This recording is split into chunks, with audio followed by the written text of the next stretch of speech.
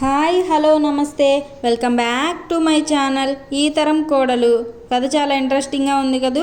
ఆలస్యం చేయకుండా కథలోకి వెళ్ళిపోదామా మరి. అందులో చాప్లిన్ నటన మరీ అద్భుతం. అతని పటం చూసిన సుమారు గంట సేపు నేను, నాతో సమానంగా పక్కనున్న అమ్మాయి మేమేనన్న మాటేమిటి, హాల్లో ఉన్న ప్రేక్షకులంతా ఆ హాస్య నటన చూసి ముగ్ధులై పరవశులై ఒళ్ళు తెలియని ఆనందంలో మునిగిపోయాం. మా నవ్వులతో హాలు మారుమోగింది. పిక్చరు చూడడం పూర్తి కాగానే బయటకు వచ్చి మళ్ళీ కొంచెం టీ సేవించి అక్కడ నుంచి కబుర్లు చెప్పుకుంటూ ఒక కొండ మీదకి కులాసాగా నడిచి షికారుకు వెళ్ళాం. అప్పటికి సుమారు 6 గంటలైంది. మేము వెళ్ళేటప్పటికే వందలాది వేలాది జనం జంటలు జంటలుగా ఆ కొండ మీదకు షికారుకొచ్చి ఉన్నారు. అందరూ 190 మందికి పైగా యువకులే. యువతీ యువకులంతా ఒక ఆడ మగ కూడబలుక్కొని ఉండిపోయినట్లు తలో చోట నిర్భయంగా నిశంకగా కూర్చుని ఒకళ్ళనొకళ్ళు ఆలింగనము చేసుకొని నవ్వుతూ కబుర్లు చెప్పుకుంటూ సినిమాల్లోనూ నాటకాల్లోనూ లాగా పరవశులై ఆ కొండ మీదను ఎవరి మటుకు వారు తమరొక్కరే ఉన్నట్టుగా భావించుకొని బాహ్యాన్నంతా మరచి ఆనందిస్తూ కూర్చున్నారు. బహు కొద్దిమంది మటుకు కొందరు కుర్రవాళ్ళు ఒకచోట, వేరొక చోట కొందరు ఆడవాళ్ళు కూర్చొని కబుర్లు చెప్పుకుంటున్నారు. మేము ఒక పొద దగ్గరికి చేరాం. ఈ మధ్యన ఇటువంటి దృశ్యాలు కొంచెం అలవాటు పడినా ఇక్కడ శృంగారం తప్ప మరేమీ ఉన్నట్టు కనబడలేదు. మేము కూర్చున్నాం. 2-3 నిమిషాలు మా ఉభయులకు కూడా ఏం మాట్లాడాలో తోచలేదు. తరువాత ఆ అమ్మాయి నా ముఖం కేసి చూస్తూ, ఏమండి అలా మౌనంగా కూర్చుంటే ఎలాగూ? చెలికత్తెను తీసుకొని ఇంత దూరం వచ్చినది మౌనంగా కూర్చోడానికేనా అన్నది.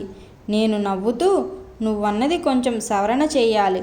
నేను చెలికత్తెను తీసుకురాలేదు, చెలికత్తే నన్ను తీసుకువచ్చింది. అందుచేతను నాకు ఉత్సాహం కలిగించే కబుర్లేమన్నా చెప్పవలసిన బాధ్యత మీదే అన్నాను. అమ్మా, అలాగే అయితే ముందు మీ సంగతి కొంచెం చెప్పండి. మీరెక్కడి నుంచి వచ్చింది, ఎంతకాలమైంది, ఇక్కడ మీ అనుభవాలేమిటో ఇవన్నీ ఒక్కొక్కటే చెప్పండి. బోలెడంత కాలక్షేపం అవుతుంది అన్నది. కాలక్షేపమే అవుతుందో మీకు తలనొప్పే వస్తుందో అన్నాను. మరేం పర్వాలేదు. తలనొప్పి ప్రారంభం కాగానే నేను మీతోటి చెప్పకుండానే వెళ్ళి ఓ తలనొప్పి మాత్ర తెచ్చుకుంటాను అన్నది నవ్వుతూ. ఈ రీతిగా మొదలైన పరిచయ వ్యాఖ్యలతో 2-3 గంటల సేపు నేనేం మాట్లాడానో, ఆ అమ్మాయి ఏం మాట్లాడిందో, ఎవరో ఒకరం ఏం మాట్లాడతామో తెలియకుండానే పరస్పర పరిచయం సంభాషణలో కాలమింత వేగంగా పరిగెడుతున్న సంగతి మాకు తెలియకపోయినా మా కడుపులు మాకు గుర్తు చేసినాయి. మేమిద్దరం లేద్దామా అని ఏకకంఠంతో అనుకొని లేచాక, అనగా నేను ముందు లేచి ఆ అమ్మాయికి నా చేయి అందించి లేవదీసి నెమ్మదిగా హోటల్ వైపు సాగాం. అక్కడ పలహారం చేసి ఎవరిదారిన వాళ్ళం మళ్ళీ ఎప్పుడు కలుసుకుందామనుకొని విడిపోయాం.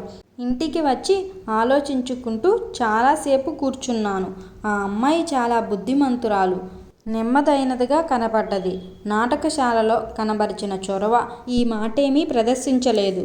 దగ్గరకు రావడానికి కానీ మాటల్లో కానీ చేతల్లో కానీ ఏ ప్రయత్నమూ చేయలేదు. ఏదో ఒక కొత్త మనిషితో పరిచయం కోసం వచ్చినట్టున్నది. కానీ అంతకంటే ఏమి ఆశించినట్టు ఎటువంటి సూచన కనపరచలేదు. నాలాగునే ఆమె ఒంటరిగా ఉంది. కాలక్షేపం కోసం వచ్చిందనే అనుకున్నాను. ఇలా అనుకుంటుండగా మా ఇంటావిడ కూతురు నెమ్మదిగా లోపలికి వచ్చి, ఏమండి శ్యామ్ గారు, ఏమిటి ఆలోచిస్తున్నారు? మీరు చదువుకోవడం లేదు, పడుకోనూ లేదేం అన్నది. నా మాటకేం గాని నువ్వెందుకు పడుకోలేదింకాను? చిన్నపిల్లలందరూ కొన్ని గంటల క్రితమే పడుకొని నిద్రపోవాలి కదా అన్నాను. నిజమే సుమండి, అయితే మీరు చెప్పారుగా చిన్నపిల్లలనని, అది మనకు వర్తించదులేండి. ఇంతకు మీ సంగతేమిటో చెబుదురు. మీరెక్కడికెళ్ళినది, ఏం చేసింది చెప్పాలి. నాకు నిద్ర రావడం లేదు అన్నది. సరే, తప్పనిసరైతే చెబుతాను. నీకు కోపం వస్తే నన్నేమీ అనకూడదు అన్నాను. నాకు కోపం ఎందుకు వస్తుంది? ఇంతకు కోపం వచ్చే పనేం చేశారో అన్నది. మొన్న నాటకానికి వెళ్ళినప్పుడు అన్నట్టు నీతో చెప్పలేదు కదూ, మొన్న రాత్రి నాటకానికి వెళ్ళాను. నాటకం ఎంతో బాగుంది. అక్కడొక చక్కని చుక్కతో పరిచయం అయింది. ఎంత బాగుందనుకున్నావు అమ్మాయి? అన్నాను ఈ అమ్మాయి ముఖం కేసి చూస్తూ. ఈ పిల్ల ముఖంలో వికాసం, ఉత్సాహం తగ్గి కొంచెం ఆగ్రహం చూపింది. పోనీలేండి, ఎంత బాగుంటే నాకెందుకు, కనపడ్డదేం పాపం, పరిచయం అయిపోయిందేం, అయితే ఈవేళ ఆ అమ్మాయితో షికారుకెళ్ళారా అంది కొంచెం చురుగ్గా. అవును, ముందు పలహారం చేసి తరువాత సినిమాకెళ్ళి ఆ తర్వాత కొండల మీదకి షికారుకెళ్ళి కులాసాగా కబుర్లు చెప్పుకొని మళ్ళీ పలహారం చేసి ఇక్కడికొచ్చి ఆ అమ్మాయి సౌందర్యం గురించి, సంభాషణ చాతుర్యాన్ని గురించి ఆలోచిస్తూ కూర్చున్నాను అన్నాను. ఓహో అలాగా, పాపం మీ ఆలోచనలకు అడ్డొచ్చాను, మన్నించండి. ఇదా మీ వ్యవహారం, ఇప్పుడు తెలిసిందిలేండి మీ సంగతి. మా అమ్మతోటి చెప్పి మీ సంగతంతా, మీ ఇంటికి ఉత్తరం రాయించకపోతే అడగండి. అమ్మాయిట అందంగా ఉందట. ఉండదు మరి, మీలాంటి కుర్రాళ్ళకి విదేశాల నుంచి వచ్చిన వాళ్లకు ఇక్కడ అందరూ అందంగానే కనపడతారు. అసలు అందం అంటే ఏమిటో మీకు తెలిస్తేనేగా అందమంట అందం అని విసవిసగా రుసరుసలాడుతూ గిర్రున తిరిగి వెళ్ళిపోబోతున్న పిల్లను రెక్క పట్టుకొని వెనక్కి లాగి, కొందరు పిల్లలకు కోపం వచ్చినా అందంగానే ఉంటారు సుమా అని దగ్గరకు తీసుకొని బుగ్గ మీద చిన్న ముద్దు పెట్టుకున్నాను. చాలేండి, సంతోషించాము. ఆ అమ్మాయి దగ్గర చేసిన పనులన్నీ ఇక్కడ చేయనక్కర్లేదు, అవన్నీ తలుచుకొని పడుకోండి పాపం అంది. అక్కడ ఈ చిన్న పని కూడా చేయలేదంటే నువ్వు నమ్మవు, మరి ఎలాగా, ఇంత కోపం ఎందుకమ్మా నా మీద అన్నాను నవ్వుతూ. మీరెవరు, నేనెవరు, మీ మీద నాకెందుకు కోపం అంది. అయితే నువ్వు ఊరికే తమాషా చేస్తున్నావన్నమాట.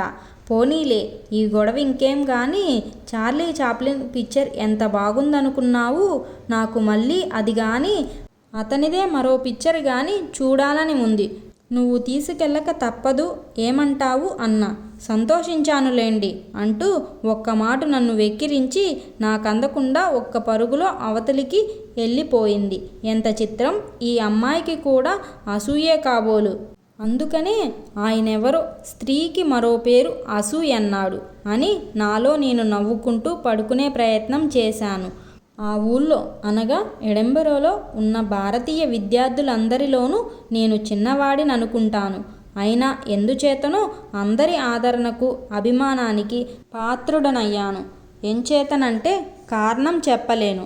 అన్ని భాషల వారు, అన్ని రాష్ట్రాల వారు కూడా నేను కనబడితే ఉత్సాహంగా, సంతోషంగా పలకరించి నా యోగక్షేమం విచారిస్తుంటారు. మా క్లాసులో తోటి స్కాట్ విద్యార్థులు కూడా నేనంటే అభిమానం పెంచుకున్నారు. నా ప్రోత్సాహం మీదను, నేను చేసిన సూచనల మీదను తెలుగు వాళ్ళందరూ తరచూ కలుసుకోవడం, ఉగాది, విజయదశమి, దీపావళి, సంక్రాంతి లాంటి పండుగలు మనం కలిసి జరుపుకుంటే బాగుంటుందని నేను మన వాళ్ళందరితోనూ చెప్పాను.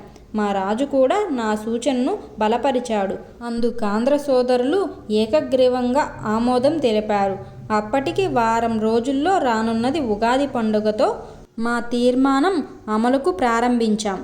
ఆనాడు కార్యక్రమం వేప పువ్వు పచ్చడితో కాక, అది దొరకని కారణం చేతను ఉదయాన్నే పులిహోర పలహారంతో ప్రారంభించాం.